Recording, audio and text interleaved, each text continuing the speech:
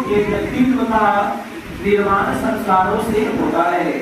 इस जीवन में यदि तुम चाहते हो कि मेरा जीवन सार्थक हो तो आपको संस्कार में प्यारे बच्चे बनना होगा और जीवन में सही समय पर संस्कारों का अनुष्ठान करना चाहिए या होना चाहिए। आपको बार बार संस्कार को अपनाना पड़ेगा। संस्कार के नियमानुसार आपको चलना होगा। जो उसके संदर्भ में कहा जाए उसको पालन करना हमारा परम कर्तव्य है। याद रखेंगे, विदेशी भी भारतीय संस्कारों के प्रति उन्मुख और जिज्ञासु है। मैंने आपको ये चैप्टर पढ़ाने से पूर्व या इंट्रोडक्शन में मैंने बताया था कि जितने भी विदेशी व्यक्ति है वो भारत के संस्कारों को देखकर वो चाहता है कि मैं भी इस संस्कार को पालन करूं, क्योंकि जैसा भारत में संस्कार होता है वैसा विदेश में संस्कार अपनाया नहीं जाता है। इसलिए भारत के संस्कारों को देखकर वो बारंबार करने की प्रेरणा करता है। संस्कार मानव में दोषों को दूर करने और गुणों को समावेश करने में योगदान करता है। हमारे अंदर क्या गुण है या क्या दोष है, ये दोनों का निराकरण करता है। दोष को परित्याग करने की ज्ञान प्राप्त करवाता है और दोषों को दूर करने का ज्ञान प्राप्त कराता है।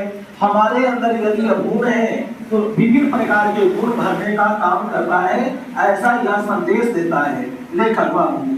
अगला प्रश्न है हमारे बीच, भारतीय संस्कार पाठ में लेखक का क्या विचार है? लेखक इसके संदर्भ में क्या कहना चाहता है? प्रश्न दोनों सेम है, बाकी उत्तर इसमें कुछ अलग माना जाता है। देखो, भारतीय संस्कार पाठ में लेखक का विचार है कि मनुष्य के व्यक्तित्व का निर्माण संस्कार से ही होता है। संस्कार ही मानव में दोषों को दूर करने तथा गुणों को भरने का समावेश करने में योगदान करते हैं। इसलिए हमें भारतीय संस्कारों के प्रति उन्मुख होना चाहिए, जिज्ञासा में आना चाहिए, भारतीय संस्कार को अपनाना चाहिए।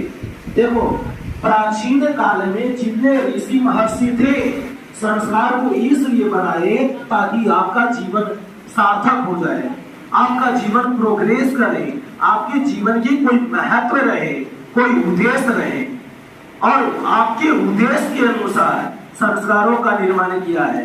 बाकी वर्तमान समय में हमारे भारतवर्ष के लोग संस्कार को धीरे धीरे भूलने में लगा हुआ है। भूलना नहीं चाहिए। आप जब जन्म लो तो जन्म से लेकर मृत्यु प्रांत तक आपको संस्कार में बंधना है। इसलिए संस्कार हम लोग अच्छे से निभाएं।